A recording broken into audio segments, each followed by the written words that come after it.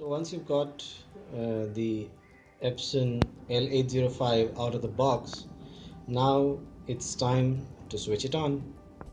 So the first thing you want to do is you want to get some ink into this tank here. Just lay it down on its side like this, and you can see these little ink tanks. There's the color mentioned here.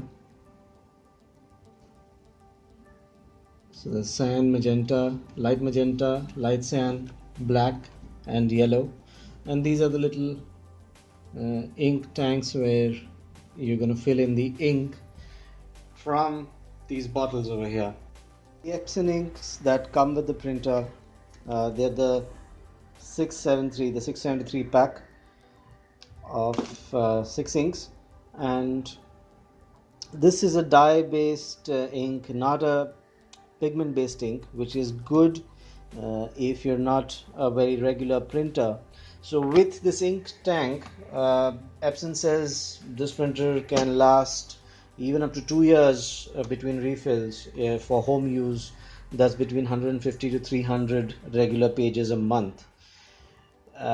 If you're not such a regular user, and if you're using dye based inks, then dye based inks don't have pigment in them, and pigment is what really settles down and clogs your print head. Even then, I wouldn't go more than a month without a print on this printer. The inks themselves come in vacuum packaging, so you can see this is sealed in tight. So you've got to open them up first. So you just open this up a bit.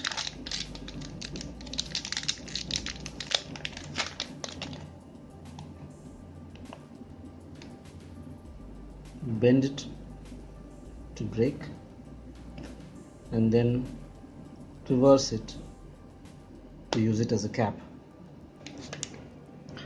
Now after this, you just need to open the container and tear away the piece of foil.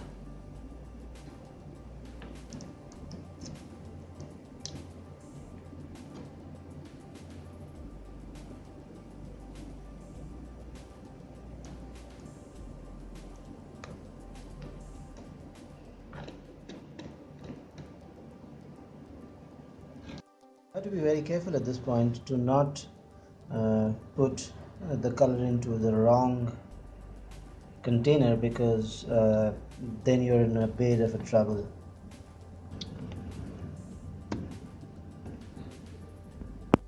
Now the advice at this point is to resist any temptation to leave some ink in the bottle and pour all of it in the first time, because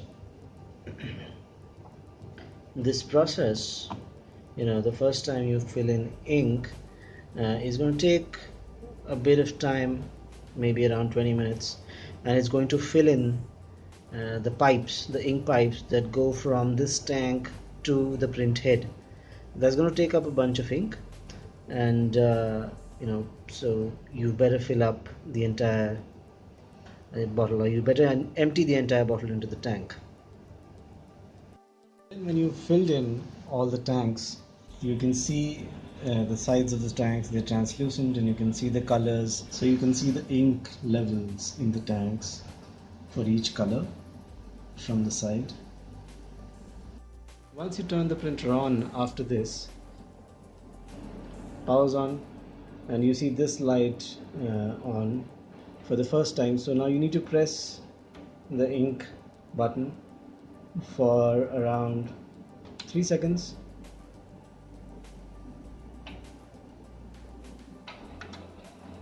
Until the power button starts flashing. And now what you started is the ink charging process, which can take up to 20 minutes to complete. So we'll wait for the ink to run through the tanks, through the tubes, and to the print head. In 20 minutes or so, when you've got the green light steadily on, that means your Printer has loaded up the ink into the tubes, and now it's time for you to go and set up your printer on your computer.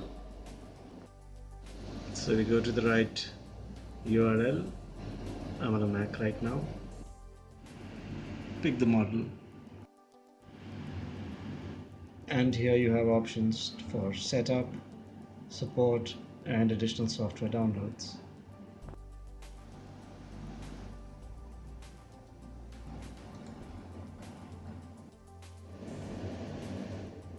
So this is a 60 MB download.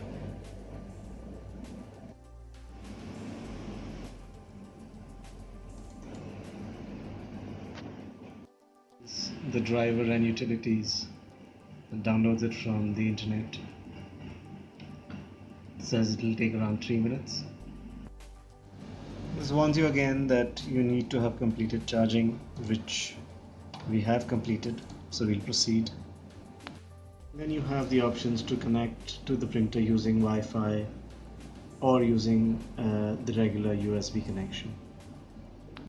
This downloads a really smart or silly app that I think takes the passwords from my keychain, the Wi-Fi passwords from my keychain, and sends it to the printer. I think that's how this is going to work. So that's what it did. It created a local hotspot with the printer, took my Wi-Fi password from my computer, and seems to be transferring it to the printer.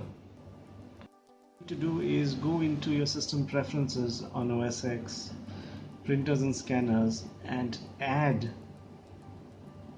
the L805 printer. If you do that, then your print queue will work correctly. Once you've done that, that's it really. Your printer is ready to print via Wi-Fi. Congratulations.